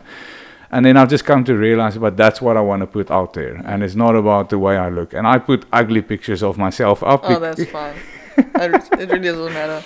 Normally with having a wholesome mindset to Instagram is you follow people for them, not for their pictures. Usually if I follow an account for the pictures, I usually lose interest. But if they're like a genuinely interesting person and I enjoy the content that they put out, then yeah, I'll keep a follow. I've had people come up to me and say that they don't follow me for my pictures. They follow me for my Instagram stories. I've had like a couple of people tell me that. Yeah? Apparently my Instagram stories are very funny. Okay. Apparently. I should start watching those. Yes, because have you seen my laser? Oh no, I figured out last night that if I flip my hair up a certain way, I could get my ponytail to balance on top of my head. Right. If you show me that now, then you're going to have to send me the video. Oh, no, then I won't show you. You're just going to have to look on Instagram later then. Then people can look at it when it pops up here. Yeah, the funnier my Instagram stories get, actually, like, the more time I've been spending alone. So if you're, like, laughing your ass off at my Instagram stories, it means, like, I've been alone for a good couple of days. Yeah. That's just so weird because... I think it's what I just find interesting about people is, and this is also why I have these conversations, is because I think it's so easy to pigeonhole people. It's so easy to stereotype, and people give off a persona. Everybody's very concerned with labels lately, and just classifying themselves under a certain group or under a certain label. Yeah. And we're just all people going through our own stuff. Listen, I see we're at about 90 minutes. I want to... Yeah, it goes quickly. Remind me, information technology is what you study? Information science, yes. Information science, which is? I'm basically a graphic designer with a computer science background, so I'm a front and back end web developer and a software engineer. Yeah. I also specialize in artificial intelligence and digital security. Yeah. So can you hack shit, or you can prevent it? I can prevent it. You have to know what people. You have to be able to know what people can do. Like in websites, you can inject a lot of code just in a text field. Yeah, if I had to start talking about that, we'll be here for another 90 minutes just talking about all the shit that can go wrong on a website. But are you, do you have a natural interest in that? Yeah, I was. And are you a bit of a gamer? Like, do you play? Yes, yeah, yes, what do you? do. I love games. Like, for example, like what are you playing at the moment? And do you what do you play it on? I'm PC. Okay. PC Master Race. And my rig is actually back at my dad's house, so when I do get back there, I do like to play Assassin's Creed Origins. Okay. Yeah. That's it. Oh, and I played The Witcher. Well, that's just the one I'm currently trying to get through in the short space of time that I am at home. Yeah. And then here I play a lot of indie games. Like my favorite game is Papers, Please. Where you're basically like a border patrol like checker. You like stamp the passports. I don't know why I enjoy that game so much. You stamp the passport. It's like, yes, you can come into the country. Or like, no, you can't. And if you stamp it wrong, you get a warning. And that's also PC or laptop? The PC, but you can, yeah. And do you do anything on your phone? On my phone, not so much. Not a lot of gaming on my phone. And Xbox, PlayStation? Not I had a big fan? an Xbox. I do enjoy Xbox. Yeah, it's like, for example, which games then? Like also Assassin's Creed and... Yeah, I played the Assassin's Creed and then Deus Ex Machina. Deus Ex, it's Human Revolution and Skyrim and what else? And do you do a lot of multiplayer stuff or not really? I'm not so into multiplayer stuff because I prefer to take a game at my own pace. And with multiplayer, you have to like constantly. Yeah. Like you always have to be playing on it. And then how many hours a week would you do? Oh goodness, if you had to estimate. With games, if I'm with my rig and it's holiday, I would say like probably between about 6 and 8 hours a day. No. Because I'm on holiday and I don't get 6 to to play. 8 hours a day. So then I wake up and I have my morning cup of coffee while I play the game. How cool is that? But you know what? But then I'm on holiday, so you can't hate me. No, I'm not judging. Like, listen, I'm the last person to judge anyone. I judge myself. That's probably why I feel like this. I just love it when women say they play games, because I grew up in an era where it was only boys playing PlayStation and games and stuff. And even now when I go to the gym, it's like, I think the men are outnumbered. And when I grew up as a kid, like the gym was a place for guys to hang out. So I'm like, it's awesome that there's women. And I'm like, I saw a couple of girls the other day. I'm like, I literally think if I had to get into a fight, this chick will fuck me up. If I don't take her out in the first 2 minutes, she's way fitter than me, and she will fuck me up. And then so if you don't get her on the get-go, she's going to get you. I'm like, and I looked at this one lady. I was like, especially like this CrossFit section, it's like when you do the kettlebells, I was like, I think 95% of that workout, I wouldn't be able to do it. I will probably injure myself, like just trying to attempt it. So I look at it, and I think it's awesome. It was the same thing when I worked in Soho, when I saw all these gay guys, because I grew up in conservative Stellenbosch, Paul Roos Gymnasium. It was the NG Kerk and stuff. And it's like we had a school of 1,000 guys, and not one was openly gay during their school term. And so then you go to London, and then you see all these guys that can just be themselves. I love it when people can be themselves. Yeah. And so it's the same now for me. Like, girls can go to the gym, and they can just do it, you know. And the cocky guys are in the corner doing weights. And the girls are doing their stuff, and I think that's awesome. But the gaming is cool. Like, I have a friend, his wife... She said to me the other day, she thinks she does about 30 hours of gaming a week on her phone. She plays this fucking, not Sims, but like those that little, stuff that little- gives you that. And it's like you have 2 kids, you're working, and you're a what? And I'm like, how cool is that? You know, it's for everyone. Well, a lot of people are more into gaming because the rise of mobile gaming. Then almost everybody's a gamer. There's the rise of mobile gaming, and it's really nice that it's become more accessible. Yeah, it's just opened the joy of games to more people. Yeah. I also studied game design at university. No way. I did, and I made a game as well. What? Yeah, for my final year project. Can we check it out? Is it so? Okay. Oh, it's on my laptop at home. So it's not like it's it's not like I don't have it on my phone. It's like, here's my game. but I did design stickers for it. So it was called Psycat, and it's basically about a cat tripping on mushrooms. which we were talking off air that cats is a big part of your I life. love cats. So say the name of the game Psycat. and the purpose, or what is the whole idea of the game? Oh, the premise behind the game is that my one cat Tara, my baby, the cat that's most attached to me, she likes to play in the garden, at the end of the garden where there's logs and there's like all the mushrooms growing on the logs. And I would be in my room and I would see her and I'd call her and she would always come running. So my thought about this game was, what if one day she ate these mushrooms and I called her from my window and the entire game is just about her tripping while she's running. So it's like, to me, it's like her running from the end of the garden to the window, but for her. So it's like psychedelic adventures. Yeah. And how long did that take to make? That took a year. Like about 8 months, not a year. And but then it's like I'm learning while I'm making it. Okay. It's a massive learning curve from like not knowing anything to making a game. And you're still learning about all the theory and you're learning how to code everything. You're making everything by yourself. And I worked by myself. I was a one-person team. So yeah. So if anyone listens to this, can they contact you for any of those services that you provide? Yeah, but my plate is pretty full at the moment right Okay. now.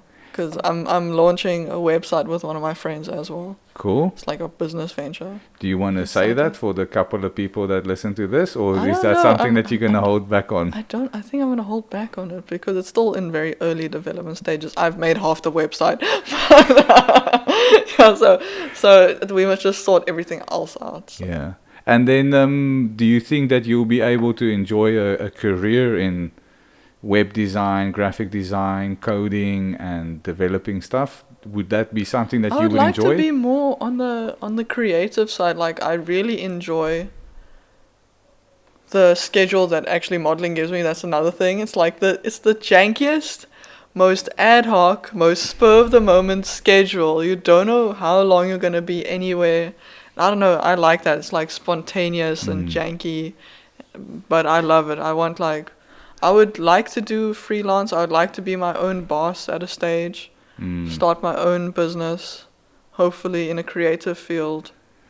Cool. Yeah. Think about it. This podcast getting released in about 2 weeks, so we can edit in some of any of the other stuff that you're doing, and we can put it in the description box. No, it's fine. It's still very, very early stages of. It's basically like a company that me and my friend are starting together. Awesome. So we're still like hashing everything out, and I'm not sure if I can say anything yet. No, then don't. I've got like I said, like we've got another podcast starting, and actually we've been busy with this for like a couple of months, and it's I don't know if I said it a bit earlier on air, but we haven't told anyone about that either. Yeah. So we're just getting a lot of content, and then once we're ready to rock and roll, we're gonna release that. But the cool thing with that project specifically, is that we talk about. So it's with Freddie van Rensburg, and he's been on here 2 or 3 times, and he's an addictions counselor or addiction specialist, and he's got a podcast called Meet Me in the Field, and he talks about heavy stuff, like heavy spiritual type of things, where I'm a little bit more like More light. Wow, it's like. but I had one podcast the other day that got quite deep and dark towards the end. Like it's this 2.5 hour podcast, and at about 2 hours, the guy's like, so my dad I think he was gay, and he drank himself to death, and he played for rugby for the Springboks, and I think he was gay, and I'm like, whoa, that's a lot in one sentence. We are really going like, and I never knew him, Don't know this is going to be a therapy session. I don't start charging people for that if they do that. It's like, okay, I'm going to start the timer now. These are the rates. So I don't go too deep into the podcast, although but this podcast with him, it's like we take concepts such as what is friendship and then we just, that's it.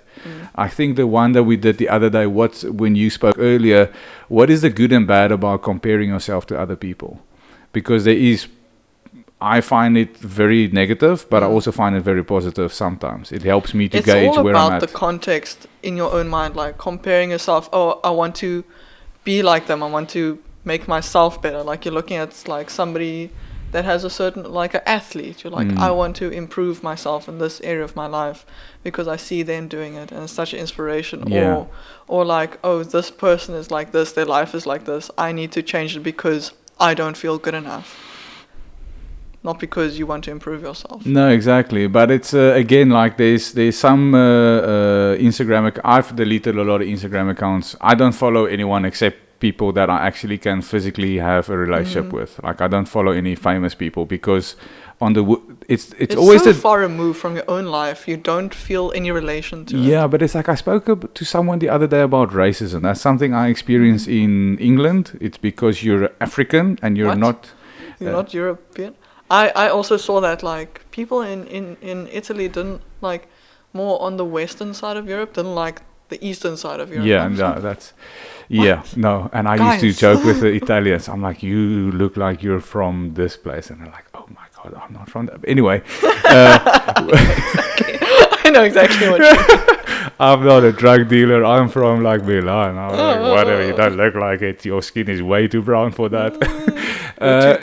When I lived in Poland, they have like quite extreme racism of like you are not Polish, you know. So, and it doesn't happen a lot, but when it happens, you're not prepared for it, and that's what hurts my feelings. And it's almost the same when you have prejudice based on something that you can't control. But this is the thing for me with social media is that, let's say I follow a bunch of people, like 9 out of 10 times I'll look at it and it's like whatever. But then there's this one day where I just open it for some reason, and I only open it because I want to post a picture for my podcast. But then you see something and I'm not prepared for it, and then that somehow has a negative effect on me. So I think that's the weird thing about social media, and that's why I just don't do it. It's like I think I spend a little bit too much time on social media. I need to cut back.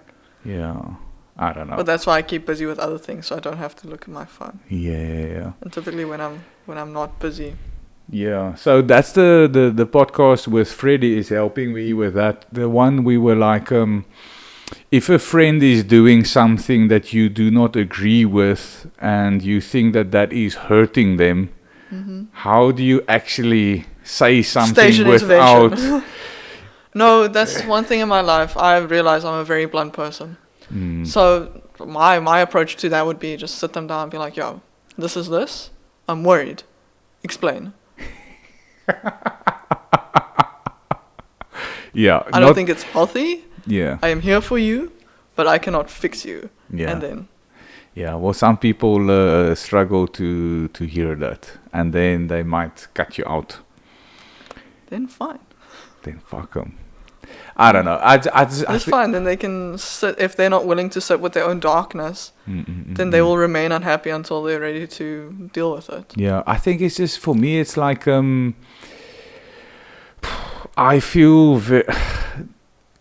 these last few years, I'm very hesitant to let someone know that I don't agree with what they're doing, because who am I to have an opinion on what they do? It's their life. Their own life, yes. And that's where do you draw the line between I have a valid opinion on something and I don't? Because you know what? It's not my life, it's your life. And where do you draw the line between constructive criticism, friendship, honesty versus it's like my cats. They climb in. The other day there were 5 squirrels and they were all chasing, and we have the dumb one and we have the smart one, and we were both terrified the dumb one's going to break the leg. Yeah. And Anya wants to go help the cat, and I was like, you know what?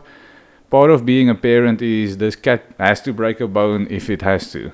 And some people and it's like, who's right, who's wrong? No one is right, no one's wrong. Everyone's got their own take and perspective. My experience is that people, like, even though you can give the best advice, people learn the hard way. They always remember the lessons they learned the hard way. I know I do. Like, you put your hand on the stove, you're going to remember. But your whole life, if somebody tells you don't put your hand on the stove, it's hot. You're like, yeah, it's hot. But then you have no like relative idea to what that is. Yeah. When you actually do it, you're like, yes, I know what that is. Then you're just like, then you've got like a frame of reference for understanding. So, like, between constructive criticism and like knowing that that person is potentially like putting themselves in danger or ruining their life, like if like simple one is addiction, you see them every time you see them, they've got like a drink with them. They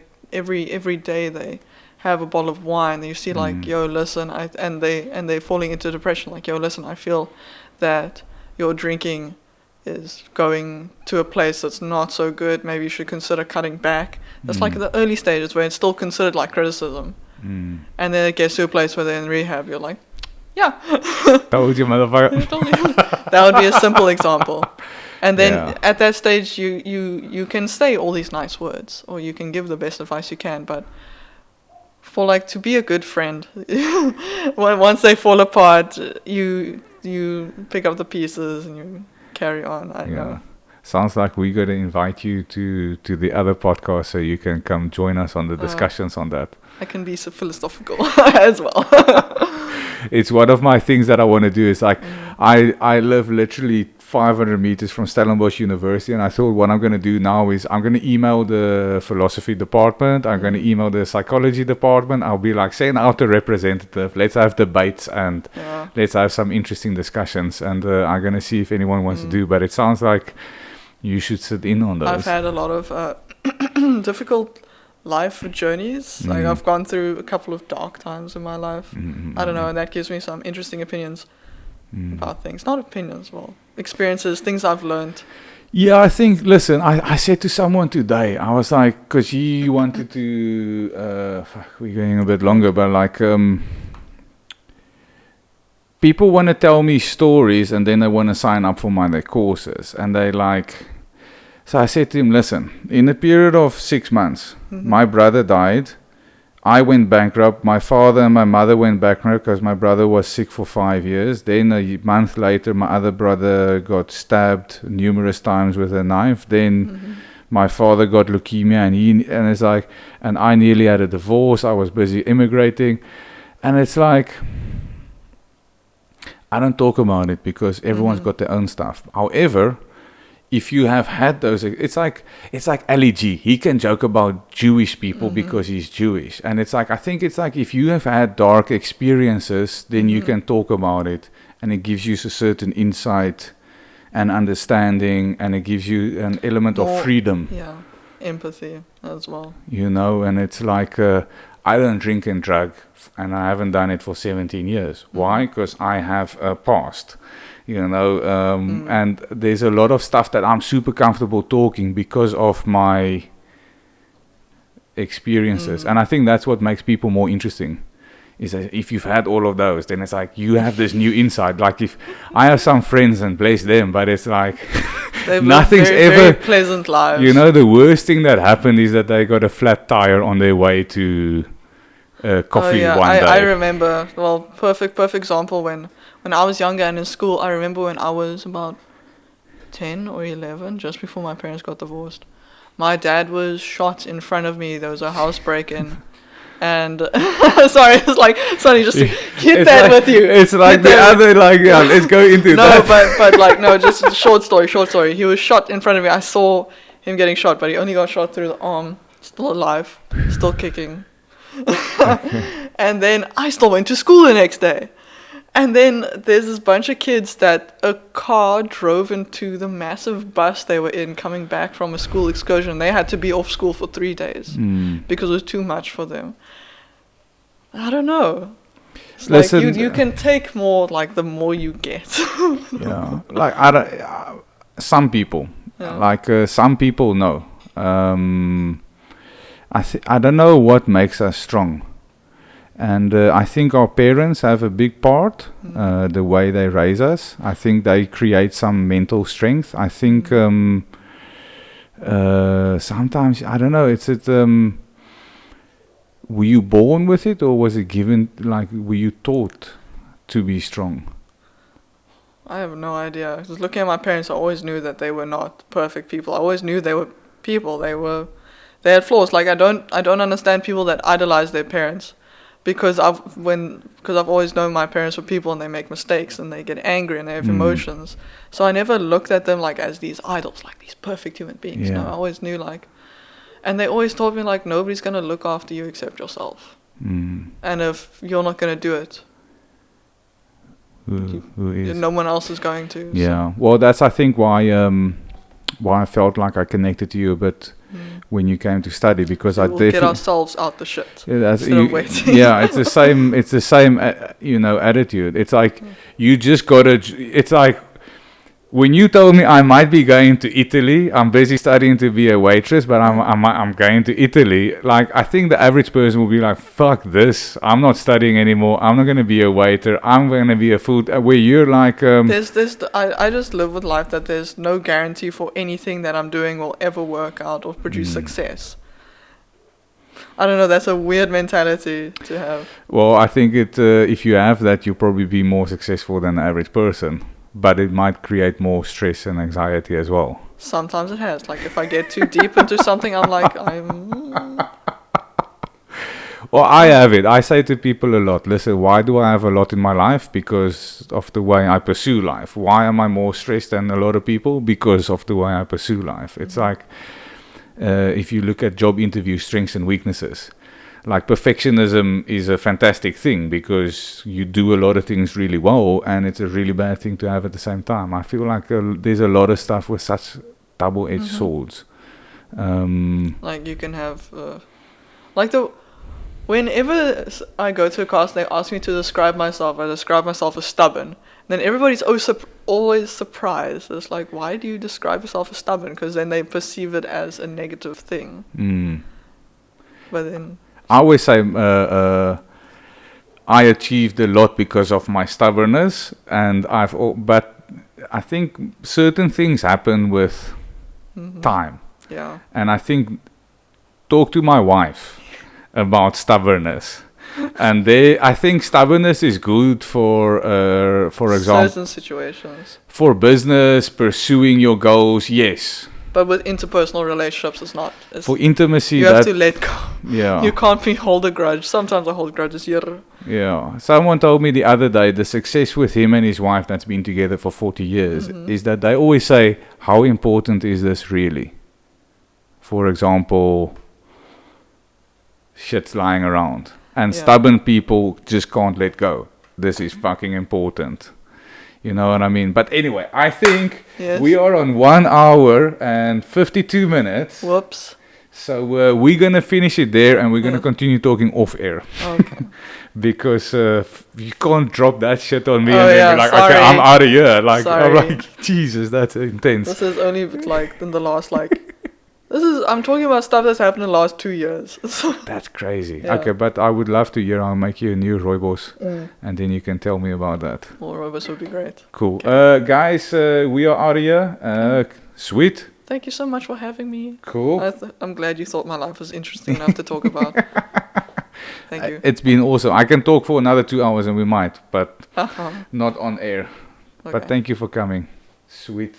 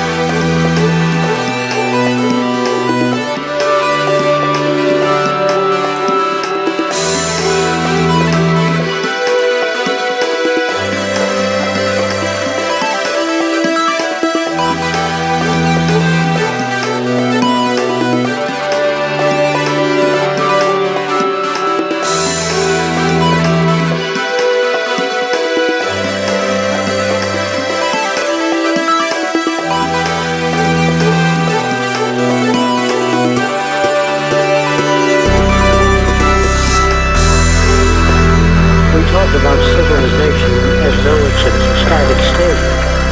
And there are no civilized people yet. It's a process that's constantly going on. We're not civilized, it's an ongoing process. And so we never become fully civilized because we have to know quite a bit in order to behave in the most constructive manner. And that goes for intelligence.